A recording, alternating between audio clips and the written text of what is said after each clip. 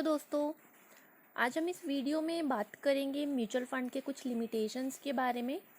Mutual fund के क्या क्या बेनिफिट्स है ये हमने ऑलरेडी लास्ट वीडियो में जान लिया था कि म्यूचुअल फंड्स के क्या बेनिफिट्स है और कौन से एडवांटेजेस है उसके।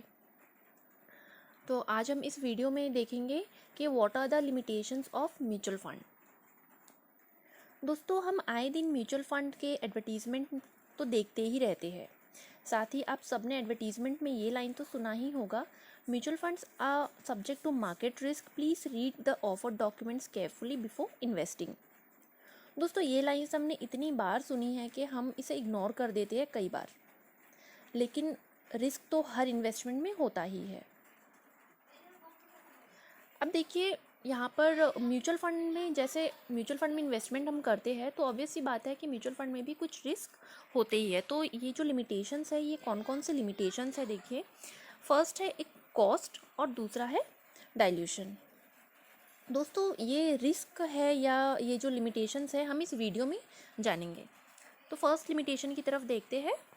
फर्स्ट है कॉस्ट।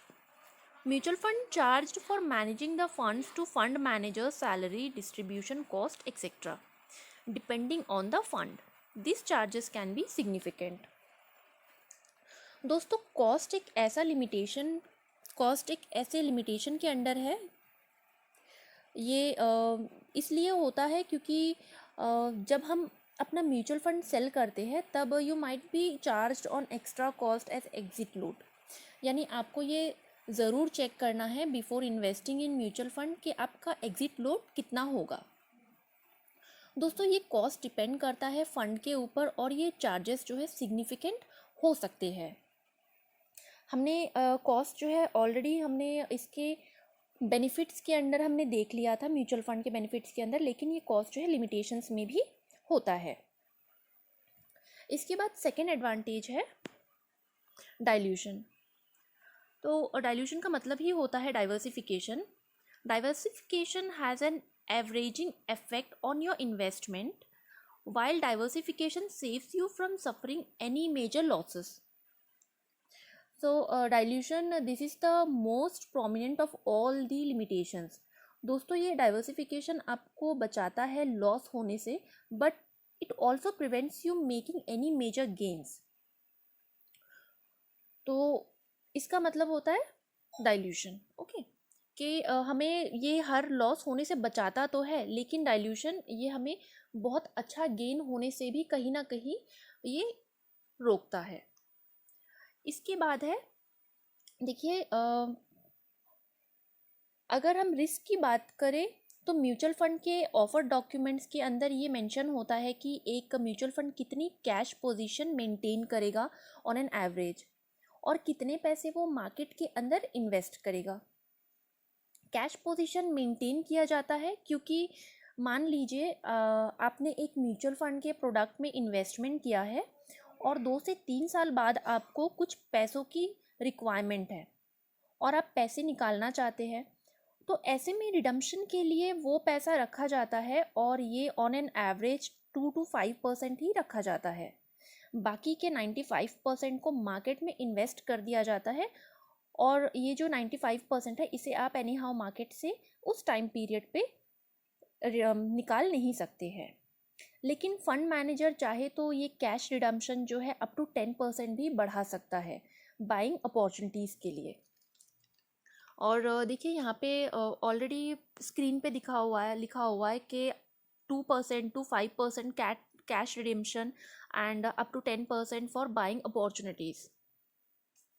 अगर हम लिक्विड फंड में देखें तो लिक्विड फंड में अप टू 20% तक जो है कैश रखा जाता है, क्योंकि generally liquid fund short term के लिए होता है। और यही हम अगर इक्विटी फंड की बात करें तो जनरली इसमें 5% to 10% तक पैसे कैश में रखा जाता है।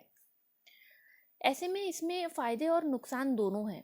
फ़ायदा ये है कि मार्केट जैसे जैसे ऊपर जाएगी इन्वेस्टेड पैसे पे अच्छे रिटर्न्स मिलेंगे, और नुकसान ये है कि अगर मार्केट ऊपर जाने की बजाय मार्केट अगर फॉल हो जाए तो बाइंग अपॉर्चुनिटीज़ म्यूचुअल फंड के पास ख़त्म हो जाती है।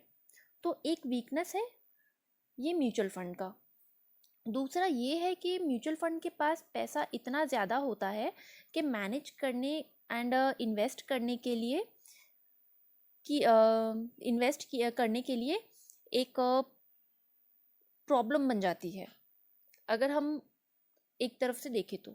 इनफैक्ट कई बार जब म्यूचुअल फंड जो है बहुत ज़्यादा पैसा हो जाए म्यूचुअल फंड के पास, तो उसे क्लोज भी कर दिया जाता है।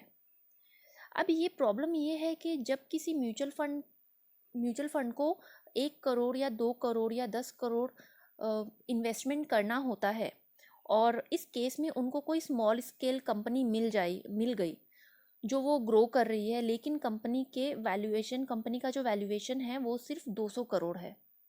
ऐसे में म्यूचुअल फंड जो है 1000 करोड़ इन्वेस्टमेंट नहीं कर सकता है। अगर यही कंपनी की वैल्यूएशन अगर 200 करोड़ है और म्यूचुअल फंड अगर 100 करोड़ जो है इन्वेस्ट कर देता है, तो उसे कंपनी की 50% स्टेक म्यूचुअल फंड को ही जाएगी। और इस केस में जो है कोई भी म्यूचुअल फंड मेजॉरिटी होल्डर्स नहीं बनना चाहता है किसी भी कंपनी के अंदर। तो ये सारे जो है कुछ मतलब थोड़े से लिमिटेशंस है म्यूचुअल फंड के अंदर। तो दोस्तों ये रहा कुछ लिमिटेशंस म्यूचुअल फंड के। तो मिलते हैं हम नेक्स्ट वीडियो में म्यूचुअल फंड की कुछ और जानकारी लेकर। Thank you.